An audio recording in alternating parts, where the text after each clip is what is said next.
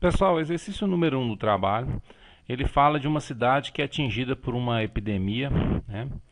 E que os setores de saúde calcularam o número de pessoas atingidas por essa epidemia através dessa fórmula. Ou seja, nessa fórmula, quando a gente substitui o T pelo tempo, ou seja, a quantidade de dias que a epidemia já está acontecendo, o resultado que a gente vai encontrar é o número de pessoas infectadas. Então, por exemplo, se eu trocar o T por 2, eu vou fazer as contas e vou descobrir o número de pessoas infectadas depois de 2 dias. Por aí vai. Letra A está perguntando qual a razão de expansão da epidemia no tempo T igual a 4. Quando a gente fala de razão de expansão, taxa de variação, velocidade de crescimento, tudo quer dizer a mesma coisa. É o cálculo da derivada da função.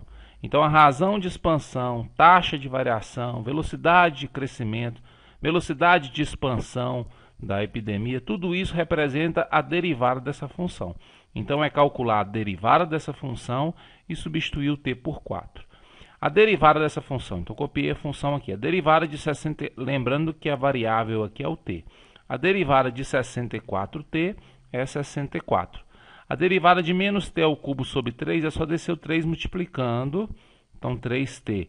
E aqui em cima subtrai 1, é 3, menos 1 fica 2. Então essa é a derivada da função. Simplificando 3 com 3, 64 menos t ao quadrado. E aí substitui o t por 4. Substituindo o t por 4, 4 ao quadrado 16, 64 menos 16, 48. Pessoas por dia, porque a gente está trabalhando com a quantidade de pessoas variando em t, que é dias. A letra B é a mesma coisa, razão de expansão, só que agora para t igual a 8. Então eu já vou pegar a derivada que eu calculei na letra A, que é 64 menos t ao quadrado, e vou substituir nela o t por 8. Quando eu substituo o t por 8, dá 64 menos 64, dá resultado igual a 0. Então, 0 pessoas por dia. Ou seja, depois de 8 dias, a epidemia foi controlada, porque você não tem mais crescimento. Razão de expansão é o crescimento da epidemia. Como deu 0, quer dizer que a epidemia foi controlada no 8º dia. Letra C. Quantas pessoas serão atingidas pela epidemia no 5º dia? Observa que aqui não falou razão de expansão, é só a quantidade de pessoas. Então aí a gente não vai fazer a derivada, a gente vai usar a função normal, porque a função normal é que determina a quantidade de pessoas. Porém, nessa função, se eu substituir o t por 5, né, porque aqui é 5º dia, se eu substituir o t por 5 e fizer essa conta aqui, vai dar aproximadamente 278 pessoas. Só que essas 278 pessoas contaminadas, elas não foram contaminadas só no 5º dia, foram nos 5 primeiros dias. Né? Então, quando eu coloco 5 aqui, eu consigo gerar um resultado de pessoas contaminadas nos 5 primeiros dias. E eu quero só a quantidade de pessoas que foi infectada no 5º dia. Então, o que eu vou fazer? Eu vou calcular o F4.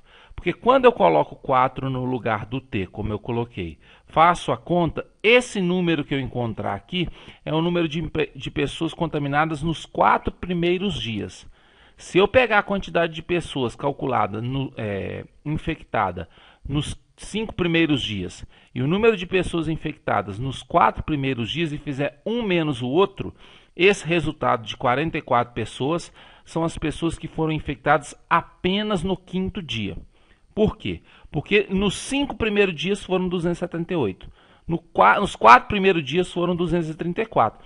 Então a diferença de um para o outro é justamente as pessoas que foram, né, contaminadas ou atingidas no 5º dia. Então a resposta seria 44 pessoas.